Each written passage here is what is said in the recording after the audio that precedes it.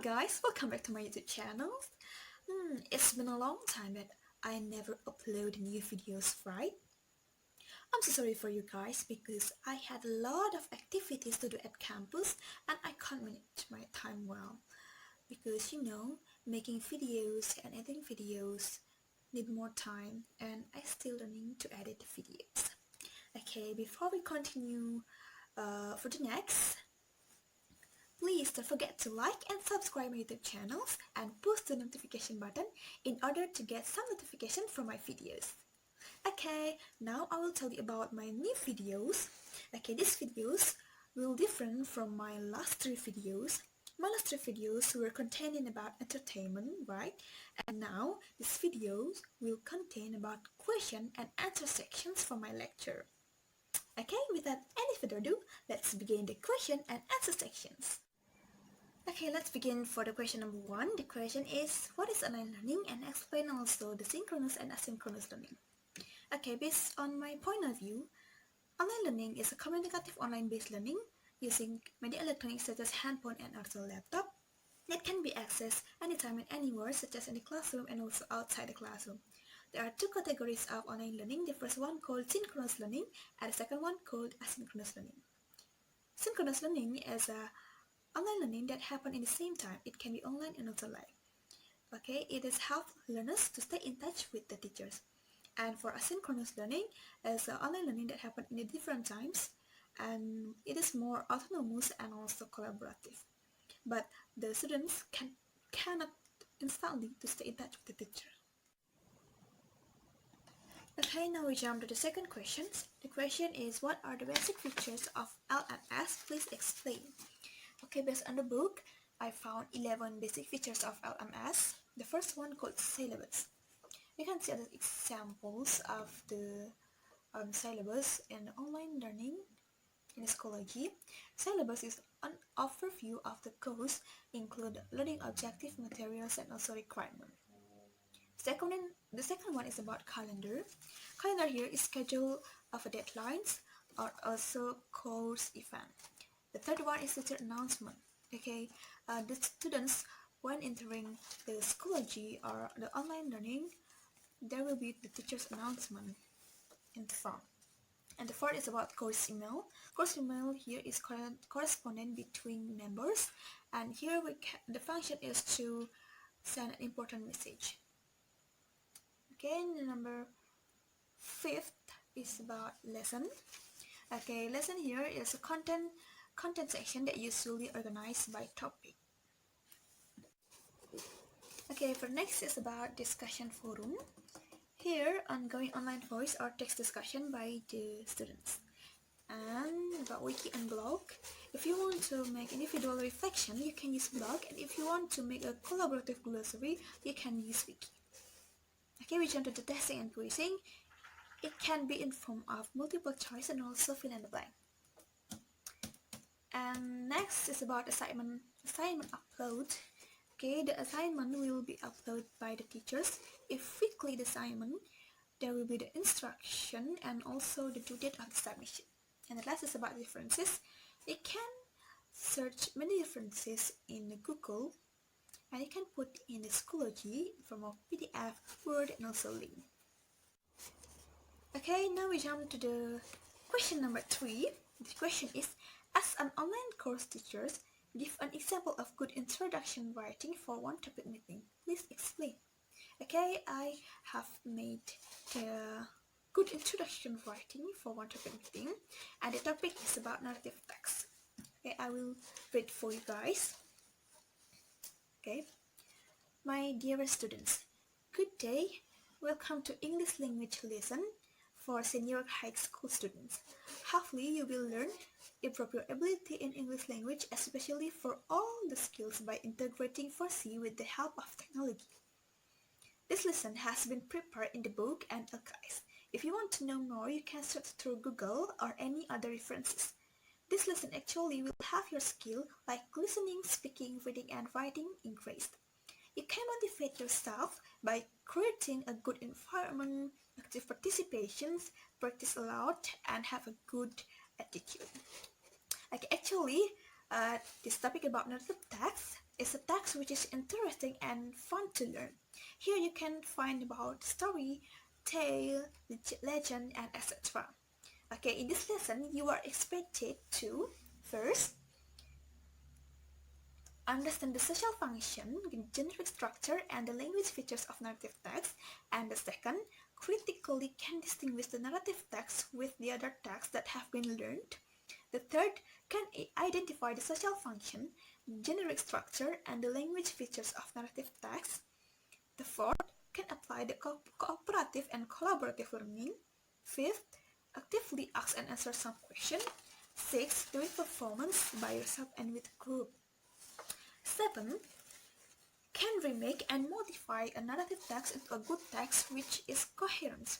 And the last is about can give assessment or feedback to the other friends.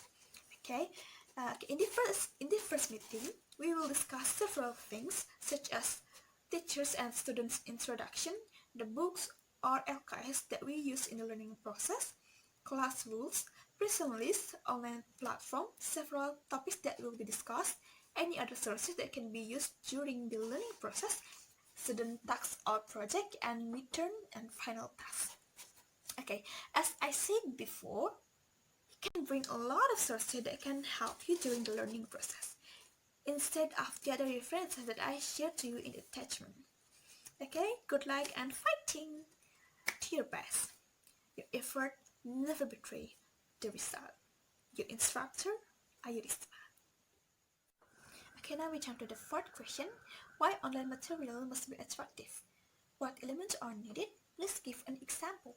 Okay, based on my point of view, online material must be attractive in order to motivate the students. Based on Madden 1999, the online material must be attractive by graphically appealing. Okay, here, how the course looks be important as the material themselves.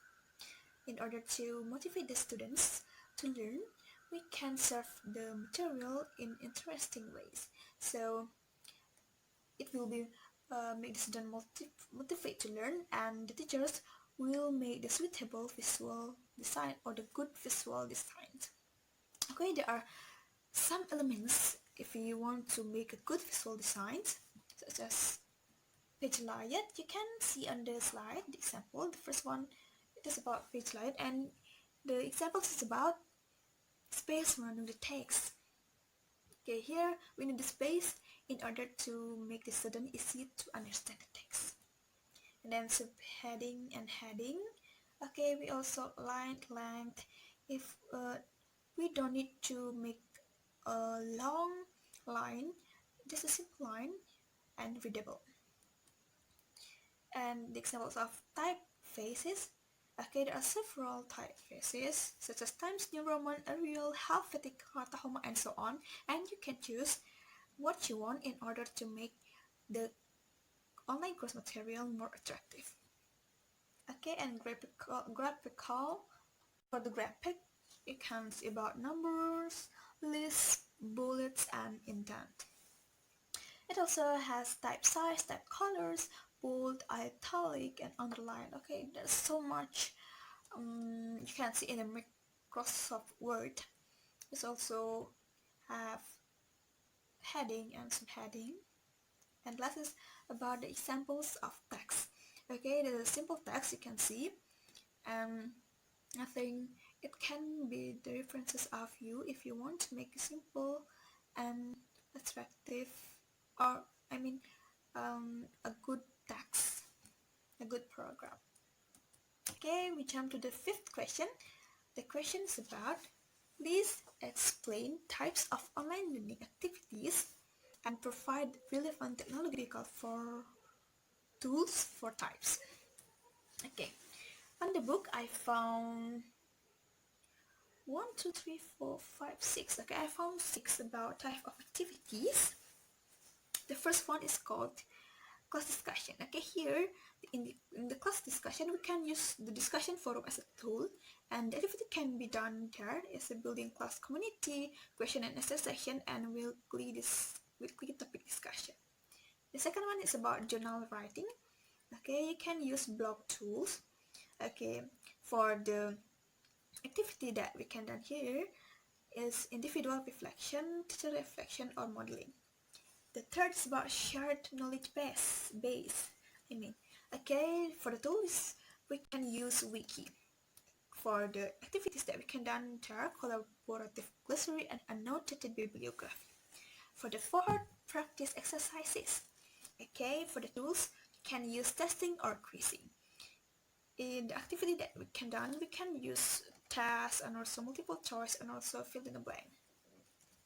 For the fifth, about projects, you can use so many tools in the group project activities such as work group, wikis, blog, or discussion forum. Okay, there will be a group discussion or a group project, a group investigation, a group research project. And last is receptive activities.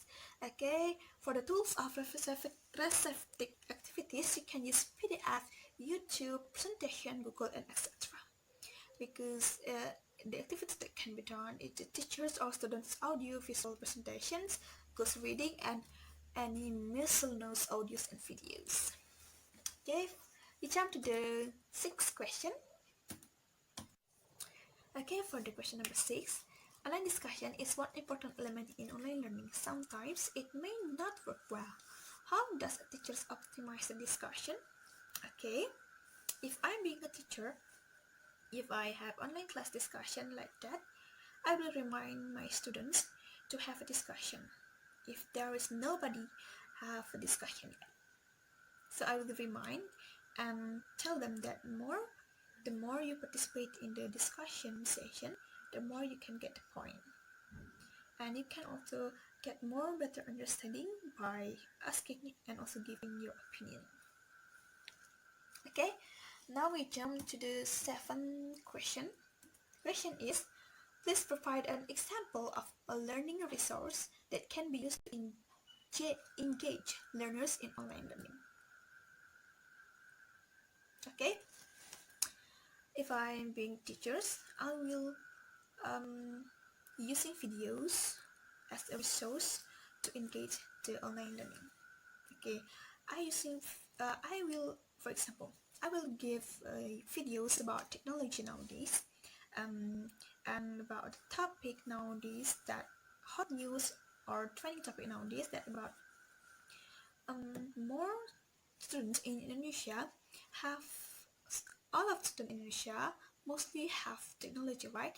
But they can't use well in school and also outside the school.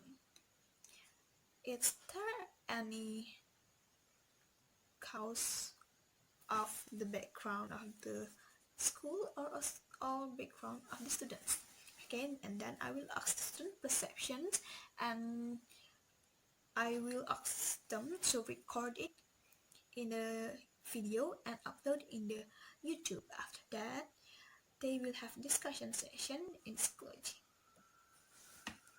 Okay, for the 8th question, kindly give an example of effective assessment in English online teaching and learning. You can pick one or the integration of more than one language skill. Okay, for the assessment, I have got assessment course in semester.